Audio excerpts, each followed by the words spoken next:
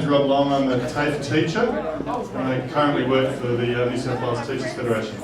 So my question's to Pat Ford. Pat, I think in Sydney City, and if you live in the city, people probably don't fully understand. They may walk past Peasham TAFE or past Ultimo TAFE, their students there, the college is still open, it's still functioning.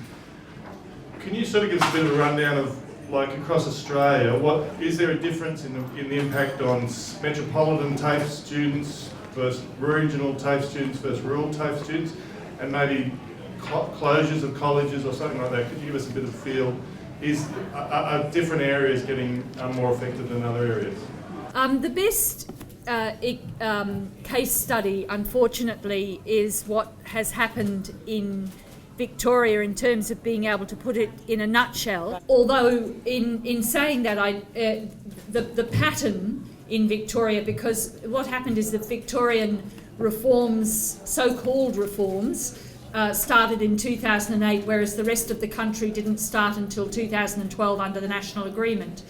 But what's happened in Victoria is absolutely mirrored across the country now. What happened in Victoria is that on a wholesale basis, campuses were closed and their offerings were diminished, so that oftentimes what happened is that the government would keep a shop front so that they could say they had a campus in a regional area, but in fact whole campuses were just contracted to a shop front in a small country town.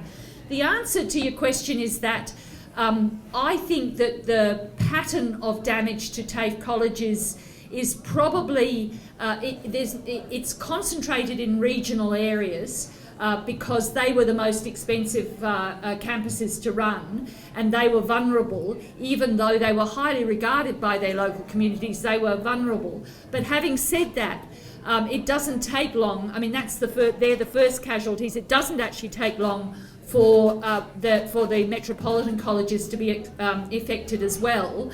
But oftentimes, as you say, the impact of that as far as the public is concerned is hidden by the fact that the actual premises are often there, but what sits behind them is completely gutted.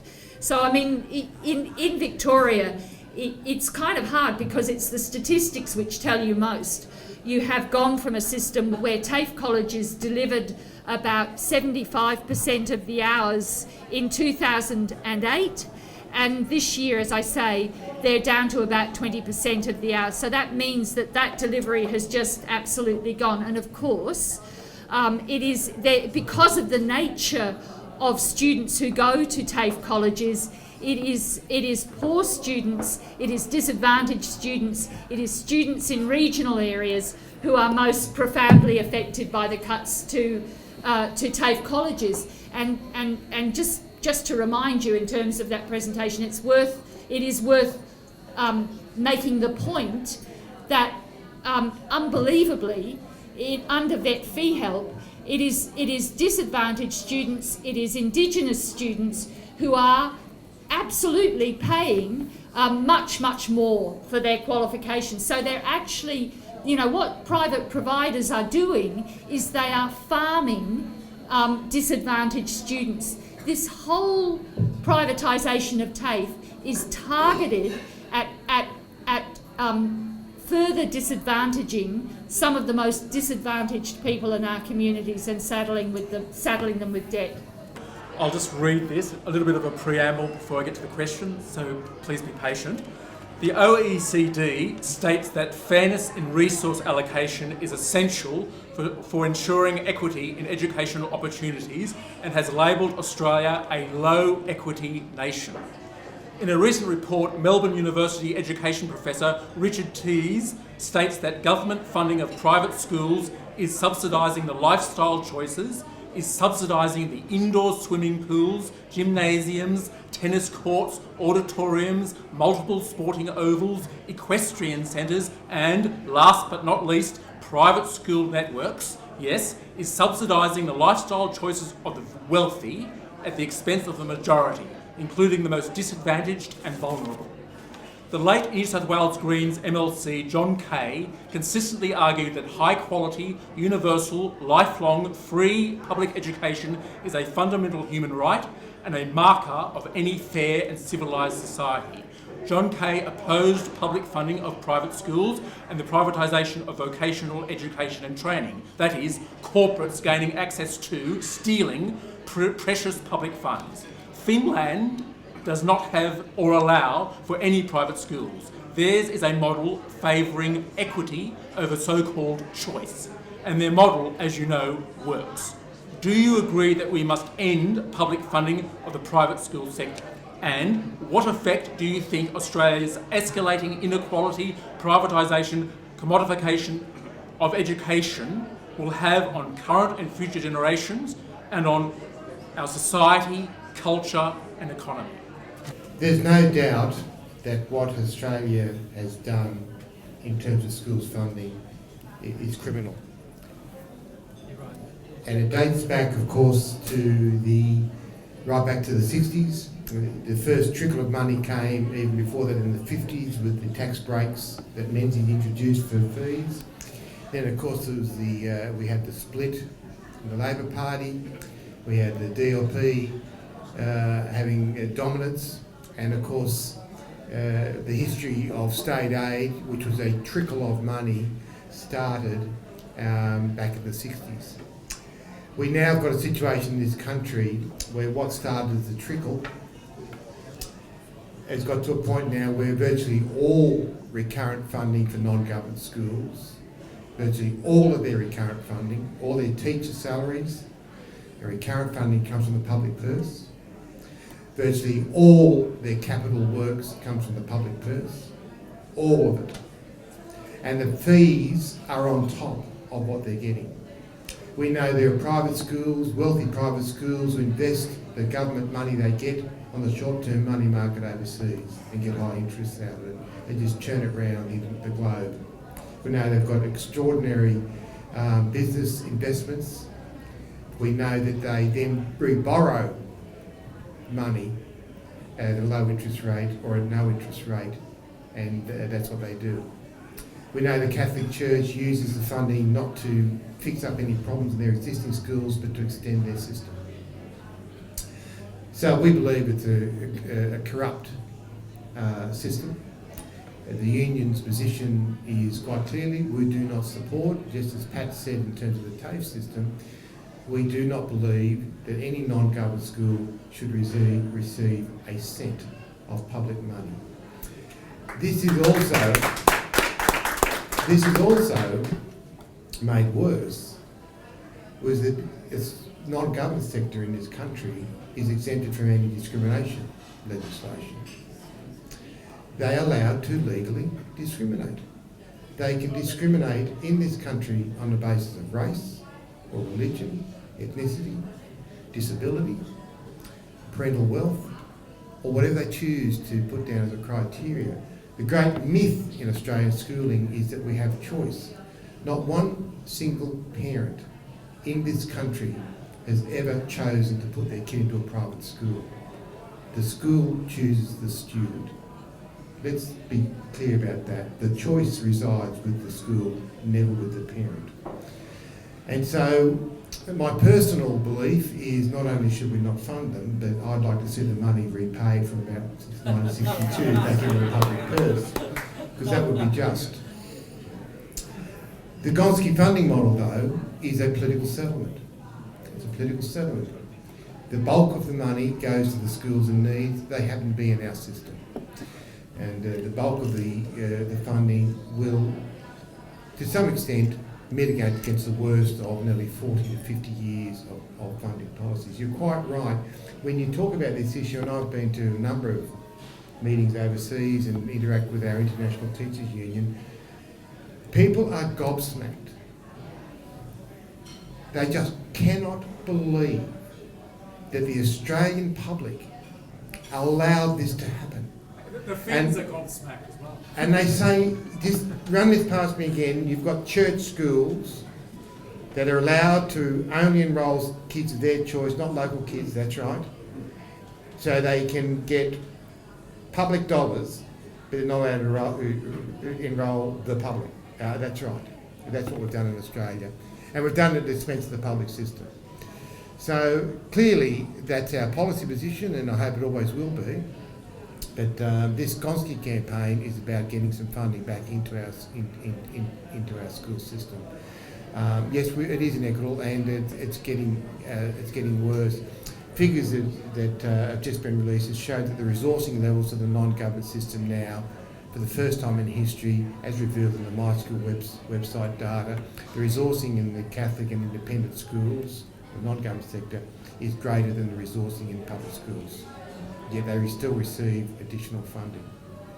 Firstly, in terms of where did the initial push for the vet fee help system come in? You said 2008, which is obviously under the Rudd government federally, but what was the involvement or balance between federal and state? Was there a push from one or the other, or was it like a little nexus of evil? But and then the second question is in terms of the courses that are offered. I would think that the easiest courses to offer would be the ones that would rely on the least capital equipment or the least how should we say, industry-specific skills. So something like if you wanted to become a panel beater or a welder or something like that, you'd really need a lot of heavy-duty equipment, which would obviously, require a big start-up cost from a private provider. So I'm assuming they go for the ones that just require maybe a laptop or a computer and a much more, your basic kind of, office skill type of course, if you follow my drift. So is that actually what's happening in terms of the trend of this, and therefore the TAFE is having to basically fund the more expensive capital-heavy courses on a lower budget as a result? The answer to your question is that even now the TAFE continues to do the heavy lifting in terms of high cost and high infrastructure cost courses, although that hasn't stopped the private sector increasingly moving into those areas, but in fact doing sham delivery. So in Victoria early on there were a number of exposés on kids doing bricklaying with sand and just ridiculous things that were going on in those trades areas, which of course has quite significant implications in terms of occupational health and safety, or just safety generally. Or your house staying up. Yeah, exactly. But the other issue is that there has been a complete explosion in courses like management and technology and so on, and of course, as most of you I'm sure will have heard, the sort of infamous personal trainer qualifications, where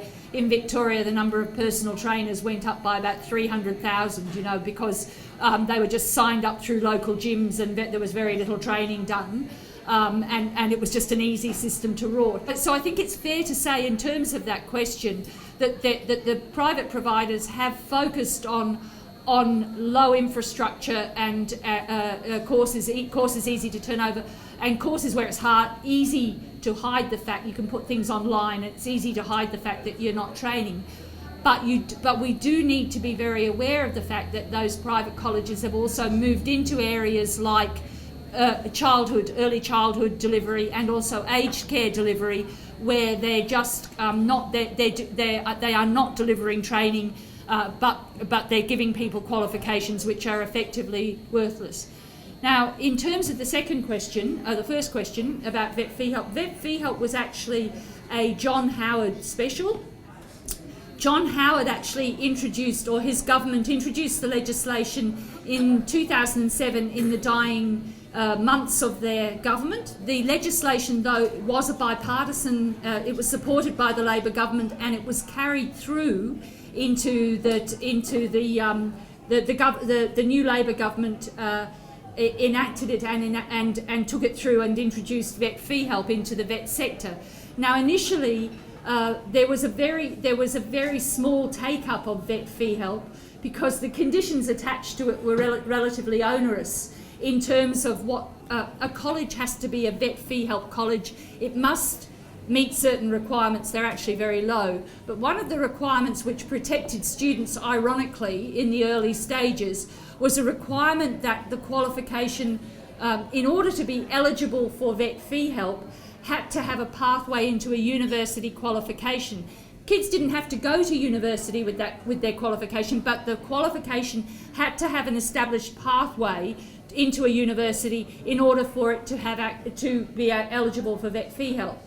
That was the key condition that was removed in the 2012 agreement, and it was the key condition which actually allowed access to by a whole range, many more providers to being able to deliver qualifications. The key thing that happened with vet fee help is for diplomas and advanced diplomas. The national entitlement, which was introduced through competition in the agreement, was for certificates 1, 2 and 3, so lower level qualifications.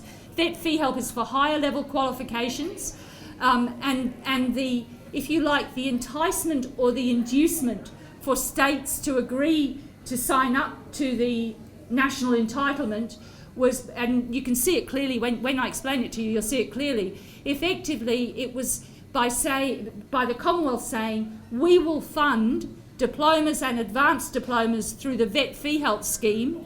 You, the state government, no longer have to pay for diplomas and advanced diplomas because students will. It was a no-brainer. It effectively meant that state governments could walk out en masse, which is exactly what they've done, to higher level vet qualifications, the diplomas and advanced diplomas, and transfer the costs of those qualifications onto the Commonwealth momentarily, but really onto students in terms of debt. I heard that Damien Oliver, when he came here last time, spoke about 10,000 students in Victoria who were sent a letter to say that their diploma was no longer valid. And I heard that vocation went broke because of 2 class actions, but there have been 2 class actions on behalf of students, and none whatsoever. The class actions have been on behalf of shareholders.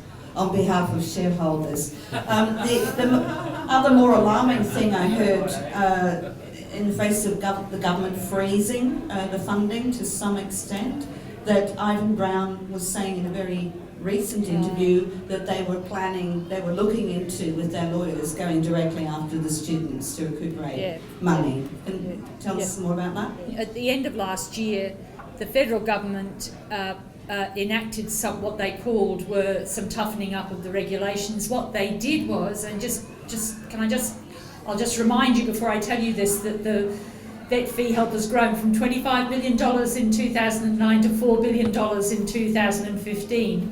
Heroic federal government, in toughening up on the private providers, froze the levels of funding at 2015 levels. So what it did was it said to the providers, you can have no more than the $4 billion that you managed to get up to in 2015. So people like Ivan, I don't know whether his name is, it is Ivan Brown anyway, were back. So they really did think they were just going to be able to go completely nuts on this. And they had their level of funding frozen at the 2015 levels. But of course, it's entirely inadequate. I mean, it's entirely inadequate. One of the consequences of that is that despite the fact that, as I said, 84% of the funds go to the private for-profit sector for vet fee help, what it did do was it starved a number of TAFE colleges of funding, because of course TAFE colleges are also accessing vet fee help because there is no government funding for diplomas and advanced diplomas. So the only thing that TAFE colleges can do in terms of offering the capacity for their students to do diplomas and advanced diplomas is to sign up for vet fee help loans. And of course, of necessity, the scheme needs to be shut down, and we wear the consequences of that because TAFE colleges are charging students those same sorts of fees. That's the truth of the matter.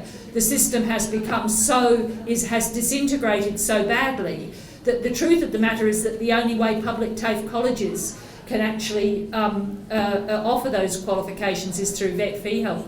And it just shows you just how fundamentally corrupt the whole system has become. I was previously a psychologist, and then I studied contemporary art.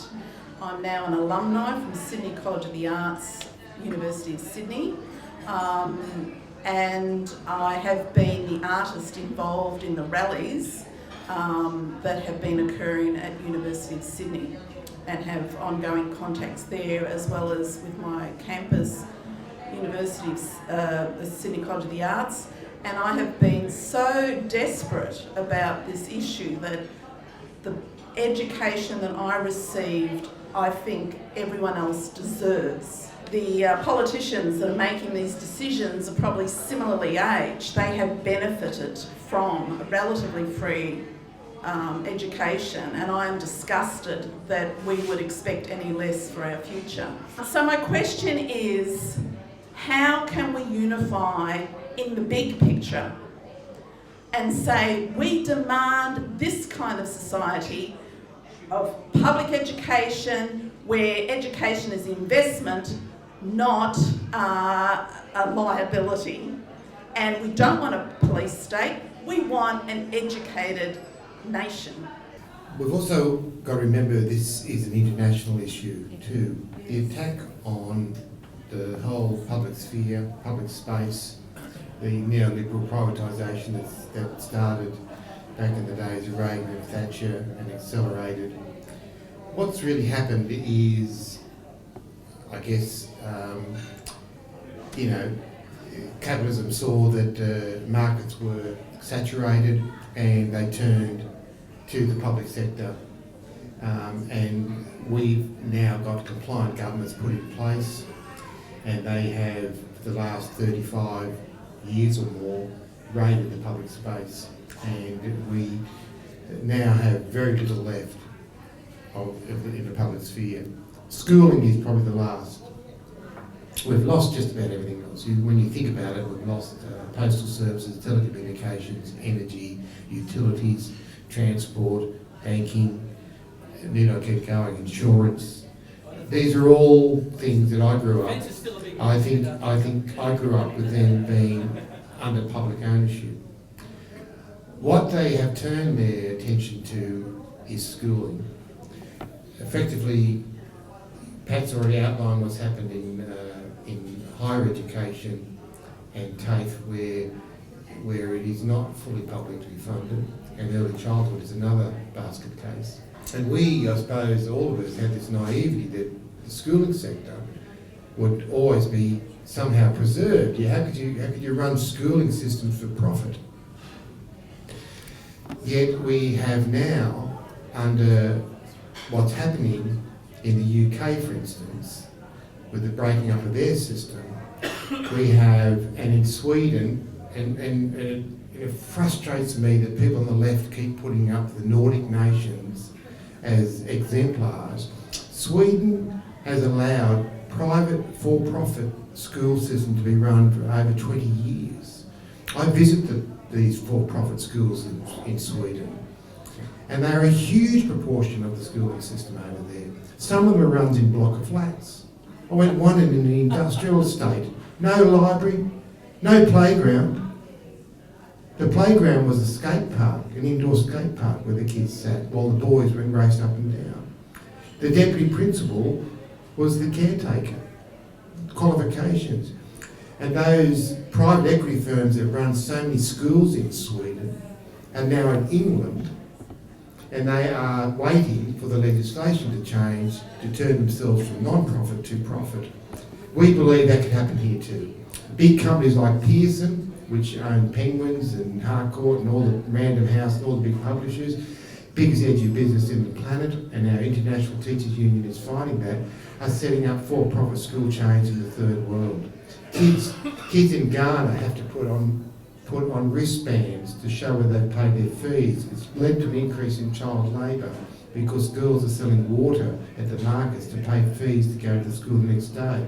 In the Philippines, for instance, the corrupt Philippines, the Ayala Foundations, one of the criminal families over there, have done a deal with Pearson's, a big UK company. The only schools that are going to be created in the Philippines will be Pearson-run schools, for profit. And this is where we should never use the word affordable. If you're on an income of $2 a day, nothing's affordable. And certainly not your child's education. And so, and they're reverse engineering the curriculum to turn the Philippines into the call centre capital of the world. So when we look at what Gonski is achieving, let me put it in an international context for you. And you'll see the achievement of the Teachers Union has been dramatic. We're the only OECD country that's had a growth budget for 4 years under a coalition government I've had, a Tory government, because we managed to get the Gonski funding in. The rest of the world are just cutting their commitment to public education in most countries, with very, very few exceptions. So that's why it's been such a significant campaign for us. One of the things about events like this, and one of the things about the sorts of campaigns that we've run around TAFE and around Gonski, is that, and we collaborate with the NTEU around their cuts to universities and the threats to increase university fees. I think certainly from the perspective of the sorts of movements that the causes and the issues that we're involved in, we look all the time for common cause with other unions and we look, health unions. I think we are in any event part of a much broader social movement. I think that the campaigning that we do around our specific issues is really useful, because I think it unifies people, it brings people together from a whole range of causes. And I guess all I can say really is that I agree with you, that I think that it's important that we campaign around specific issues, but that we use them as examples of the way in which the sort of society, the way in which society is going, and the sort of society that we really want to live in, and we want the next generation of our kids to live in as well. What I'm thinking about is that, following on particularly from what you're saying, Norrie, although I deeply appreciate the detail that you gave us, Pat, about the TAFE system, but my thoughts are, we have in more recent times, and some of the people who participated are in this room tonight, when there was a threat from Howard to destroy native title, a people's campaign developed, and leading citizens, many of them actually from either the universities, but many also from the arts, participated. And that was a tremendous campaign. And although it didn't win completely, we all will remember the great walk across the Sydney Sydney Bridge as a sign of the strength of that mass campaign to at least protect that part of the Indigenous population. The next ones that there has been people's campaigns about have been enormously successful, but very much using as part of it well-known citizens who are trusted by the Australian people, particularly coming from the arts, particularly coming from often the universities. And those other two issues were, of course, to do with not the Indigenous issue, but the Iraq war, the war issue.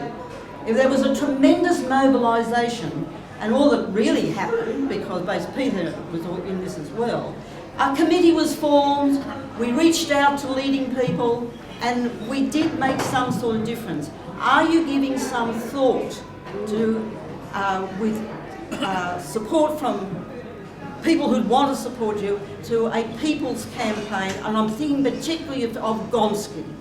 I just wonder what your thoughts are about that. I think the Gonski campaign is the largest mobilisation of people on any political issue in the last few years. The largest. And it hasn't been easy. There's a lot of vested interests. There's a lot of people on the so-called left and progressive who speak progressive politics but enrol their child in the local private school or elite schools. You go to the ABC, you'd be hard-pressed if you fired a gun there to shoot an ABC employee who doesn't put their kids in private schools. And so the big commentators, even on the so-called, public broadcaster, the Richard Glovers of the world, the Lee Sales of the world, all these people are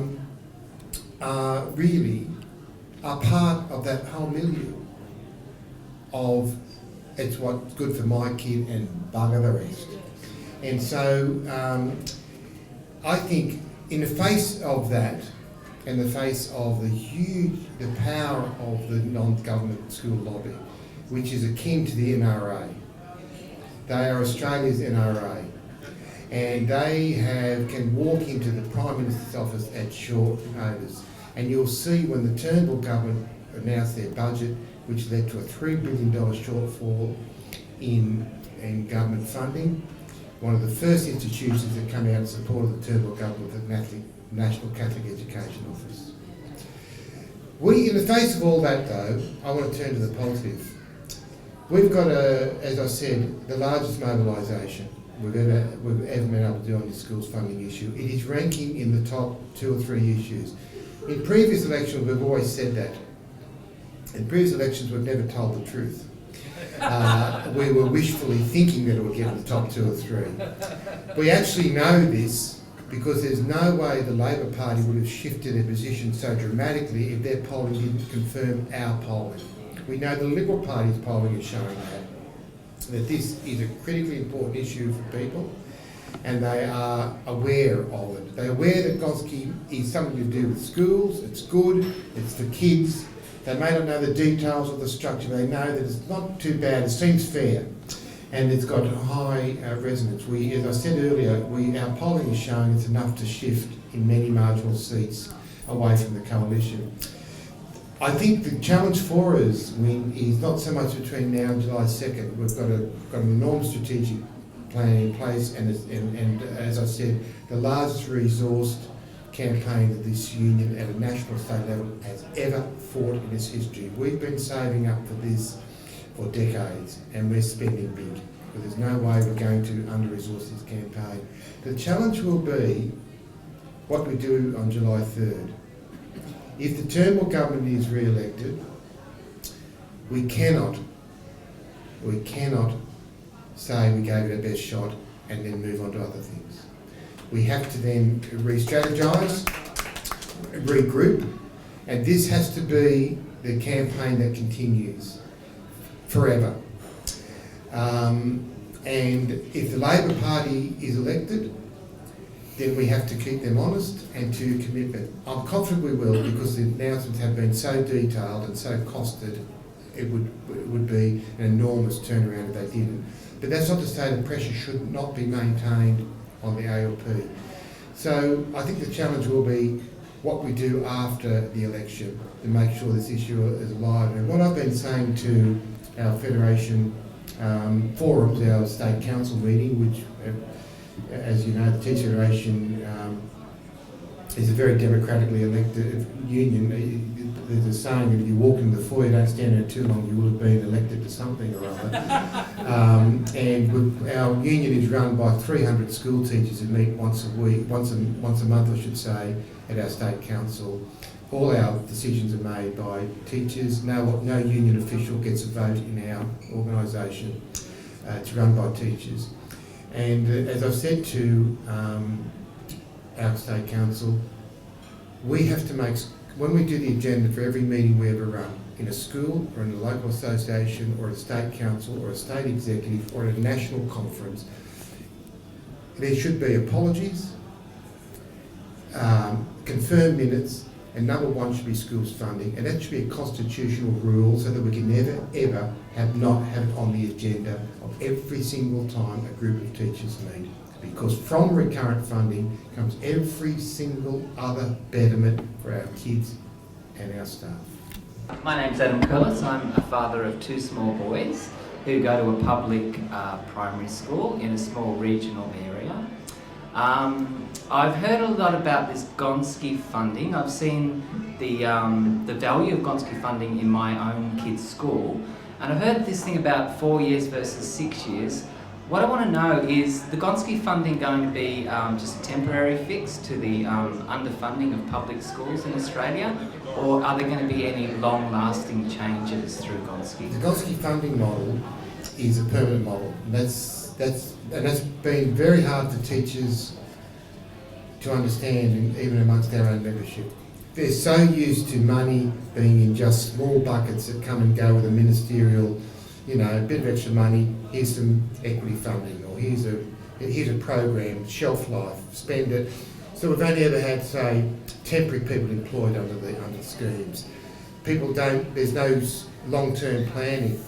The Gonski funding model is an initial 6 years of transition funding to bring schools to a standard. Then the model says that both the state and federal governments must maintain that funding commitment with an indexation rate that's higher than CPI, 4.7 Commonwealth, 3% state, so a higher indexation rate, so that the money never, ever drops down. So what we're fighting for, as I said earlier, is not just a bucket of money, not just an equity program, not just 6 years of money. We're fighting for a permanent recurrent model that slowly over time will bring the money back. Can I finish on this point to highlight the drama and how inequitable this country is? St Catherine's, Waverley. St Catherine's, Waverley has been given us an approval to spend $63 million on a development, state-of-the-art theatre, swimming pools, a 500-seat auditorium, 200 car parking space. This is primarily public money. And St Catherine's also has a hyperbaric chamber, so that the girls are doing endurance training for athletics can be tested at high altitude kind of training. This school gets between $5 and $10 million each and every year off governments. 2 days ago, I was at a school down near at Buttawang, in the south coast. Buttawang is a special school, and I saw kids there with severe physical disabilities. Some of them strapped into, they can't sit up, they can't stand, they're strapped permanently prostrate, and they're strapped because they would fall off the edge of the bed, and that's how they come to school. They're non-verbal and they're in pain, and yet that school gets just a few $1,000s of additional Gonski money at the moment. Yet we can give a school like St Catherine's with a hyperbaric chamber between $5 and $10 million each and every year, so they can build a commercial car park. To me, that is just simply corrupt. And the politicians in our Australian Parliament who enrol their children in those schools should be declaring a conflict of interest. When they sit up and make a decision on schools funding, they should be forced to declare where they have enrolled their children and what decisions will mean for their own personal income. If it's good enough to prosecute a politician for dodgy tax returns, it's good enough to prosecute politicians for voting for funding for their own children's schools. Just finally, Pat, what are the chances that TAFE will be taken over again by the government? I know there's been calls for that just recently. Commonwealth government. Commonwealth. Federal. I think that the next next federal election will be absolutely critical for the future of TAFE. I think that the issue of whether the feds take it, at the moment under this federal government, if it became a federal responsibility, they would completely and utterly destroy it. They have absolutely no intention to continue public institutions for the delivery of vocational education and training. So there's just no question that a takeover would just would accelerate the process of residualising TAFE colleges to a point where they just simply couldn't survive. I think, despite the fact that I think that we still have a way to go in terms of firming up the commitments of political parties leading up to this next federal election, and we haven't got very long to do it. There is no question in my mind that if the Labor Party does not win this next federal election, I just cannot contemplate how TAFE will survive very much longer. Thank you very much for coming along, and please thanks Maury and Pat for their excellent information.